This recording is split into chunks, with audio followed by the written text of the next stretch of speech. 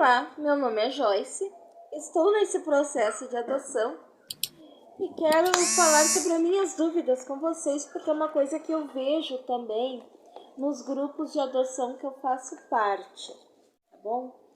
Afinal, o que são doenças tratáveis e doenças não tratáveis no processo de adoção?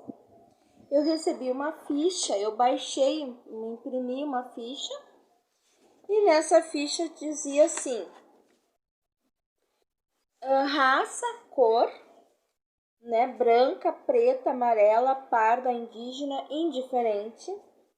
Estado de saúde da criança: saúde perfeita, doença tratável, doença não tratável, deficiência física, deficiência mental, vírus HIV e não faz restrição, se eu não fizesse restrição.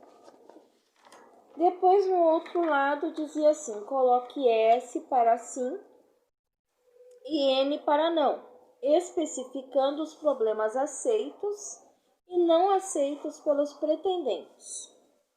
Então, lá, com problemas físicos não tratáveis, tu aceita ou não aceita? Com problemas físicos tratáveis graves, com problemas físicos tratáveis leves, com problemas mentais não tratáveis, com problemas mentais tratáveis graves, com problemas mentais tratáveis leves, com problemas psicológicos graves, com problemas psicológicos leves, pais soropositivos para o HIV, pais alcoolistas, pais drogaditos, sorologia negativa para HIV, sorologia positiva para o HIV, proveniente de estupro, proveniente de incesto, vítima de atentado violento ao pudor, vítima de maus tratos, tá? Então era o que dizia lá no... Isso aqui não é no cadastro nacional, tá? Eu fiz o pré-cadastro no cadastro nacional, recebi um número de protocolo e daí eu tinha uma relação de papéis que eu tinha que juntar, né? Procurar os papéis, atestado disso, atestado daquilo, certidão negativas. E aí eu tinha que enviar para a vara, né, que eu pertenço, a cidade de Porto Alegre que eu pertenço. Só que daí a moça, quando eu liguei, ela disse que eu precisava de imprimir uma ficha de cadastro de adoção que tinha lá no site que ela me deu, né? E daí essa ficha era essa aqui, que eu estou lendo para vocês. Então, isso aqui não é em todas as comarcas, né? Não vai existir isso em todas as partes do Brasil. Eu tô falando do meu caso específico, né? E daí tinha isso aqui. E eu vejo que nos grupos que eu pertenço, as pessoas ficam sempre perguntando, afinal, o que são doenças tratáveis e não tratáveis. E eu pesquisei em vários lugares.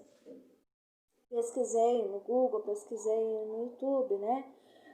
Vi uma palestra de um médico falando que trabalha com um grupo de apoio à adoção e nem o médico conseguiu dizer o que é tratável e não tratável, porque ele disse que ele acredita que a doença pode não ter cura, mas ela vai ter tratamento, a criança vai tomar uma medicação, né?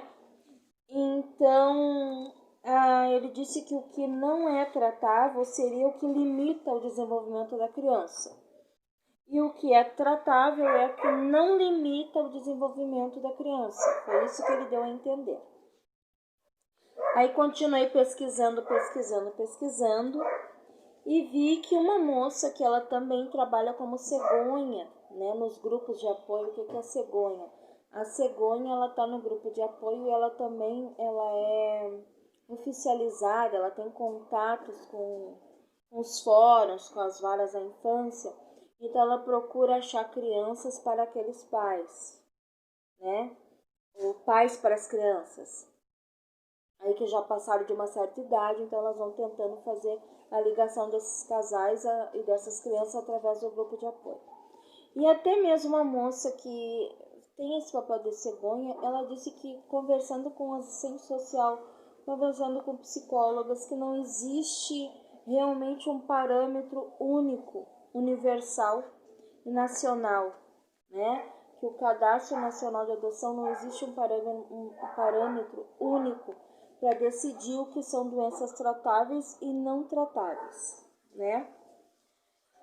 Então ela disse que tudo depende, essa moça falou, que a assistente social falou para ela, que tudo depende da pessoa que recebeu essa criança e o que essa pessoa vai entender de doença tratável e não tratável e vai colocar ali como no registro da criança, tá? Na vidinha da criança. A criança tem um prontuário, eu acredito, né? Que é tipo um prontuário, uma pastinha. Quando a criança chega no abrigo, e daí as pessoas vão colocando ali tudo que acontece com aquela criança emocionalmente, né? E uma coisa que essa moça chamou atenção, essa cegonha, que ela disse que na verdade não existe um check-up médico com as crianças quando chegam ali, elas não passam por um check-up profundo, né? Elas passam por algumas coisas, assim, um check-up que eu acredito igual a esse que me pediram lá no posto de saúde, exame de sangue, né? Urina, alguma coisa assim. Então não tem como eles preverem todas as doenças, tá? Mas para deixar vocês mais assim tranquilos quanto o que pode vir, o que não pode vir a acontecer, né? E principalmente para pessoas que nunca foram pais e mães, porque daí a pessoa que nunca foi pai e mãe, ela realmente não sabe o que são doenças que podem vir a cometer as crianças, né? Porque elas não têm experiência nenhuma, gente. Tá aprendendo a recém, né? Vão aprender sendo, que nem eu aprendi, né? Sendo mãe. Então eu fiz mais ou menos das pesquisas uma relação, né? Ouvindo lá os vídeos desse médico, ouvindo outros vídeos de outras pessoas, eu fiz mais ou menos uma listinha para te ter mais ou menos, para te poder saber o que são doenças tratáveis. Então, doenças tratáveis são todas aquelas que não limitam, né? Não traz tanta limitação para aquele indivíduo. Que pode ser doença tratável? Asma, porque a criança ela vai ter aquelas crises de asma, mas ela vai usar uma medicação e ela vai continuar a vida normalmente. Diabetes também é doença tratável. Ela vai ter que só regular a glicose, né? Mas ela pode ter uma vida normal. Desnutrição. Sim, gente, desnutrição. Algumas crianças chegam desnutridas, então todos eles, eu vi comentários de pessoas que dizem assim, ó, a criança era miudinha. Quando eu adotei, meu filho era miudinho.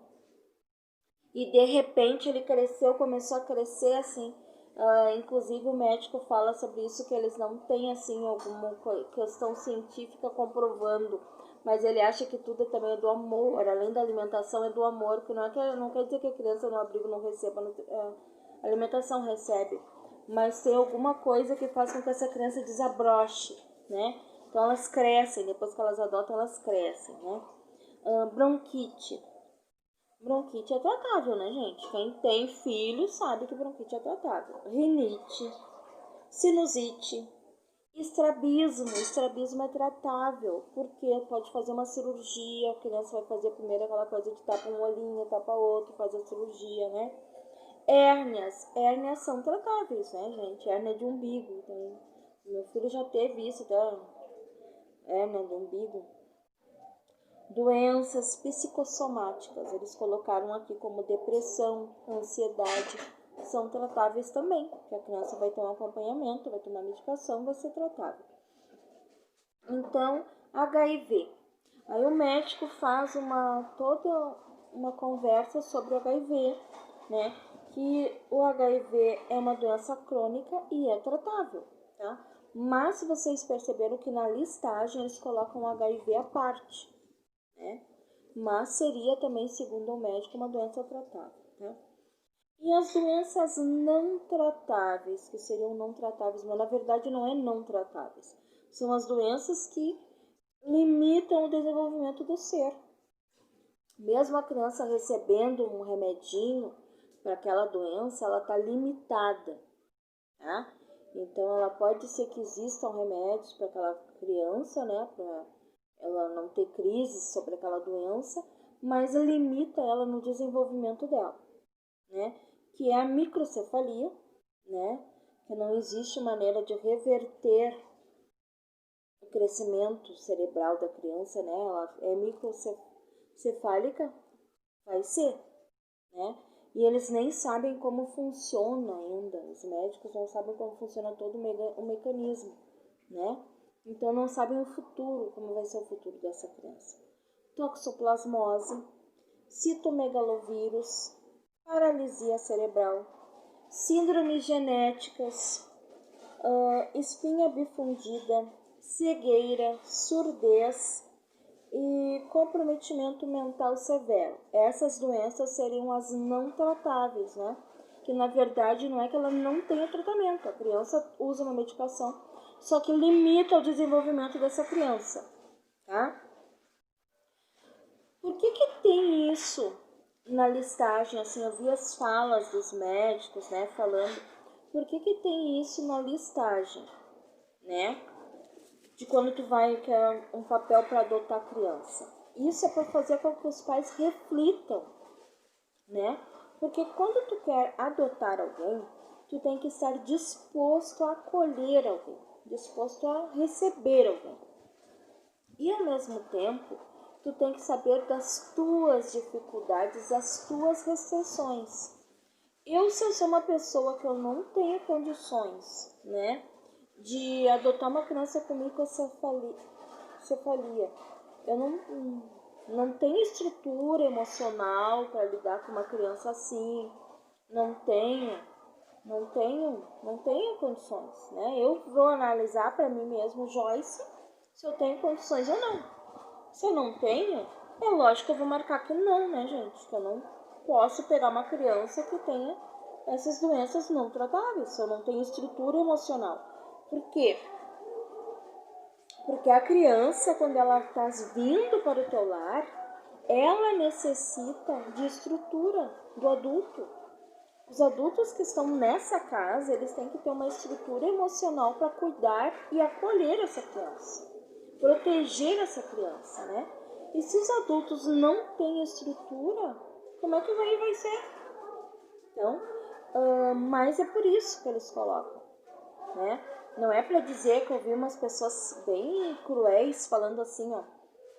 Eu nem sei se essas pessoas estão na lista de adoção ou não, mas eu vejo que elas entram nos grupos e às vezes assim, quando a pessoa fala qual é teu perfil, que tipo de criança, que idade que tu escolheu, aí os outros assim, ai, criança não é carne no açougue para ser escolhida. É claro que criança não é carne no açougue para ser escolhida, né, gente? Mas só que eu também tenho que ser realista e saber até que ponto eu posso e até que ponto eu não posso ir. Se eu não tenho condições emocionais, para lidar com certas doenças, como é que eu vou escolher uma criança com aquela doença que eu não sei lidar? Que eu não tenho emocional para isso, né? Então, isso é para fazer a gente pensar sobre esse assunto, né? Principalmente porque, assim, ó, é claro que as crianças que vão vir para um abrigo, elas não são crianças que estavam num lar feliz. E elas não são crianças de contos de fada, nem de castelos de fadas, nem de...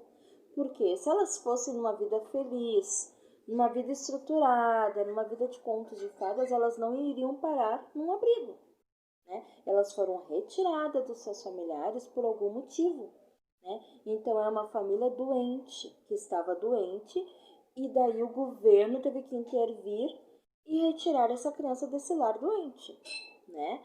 Então eu não posso, eu também não tendo estrutura, eu acolher uma criança, como é que vai mudar a vida da criança? Não vai mudar nada, né? Então eu acho que é por isso que tem todas essas perguntas, que tem toda essa parte que a gente passa por psicólogo, passa por assistente social. Porque se eles já estão retirando uma criança de um lar que a criança sofria abuso, sofria maus tratos, eles não podem colocar essa criança num outro lar onde a história da criança vai ser a mesma, né? Eles têm que pensar nessa criança, tá bom? Espero ter ajudado vocês até aí. Beijinho.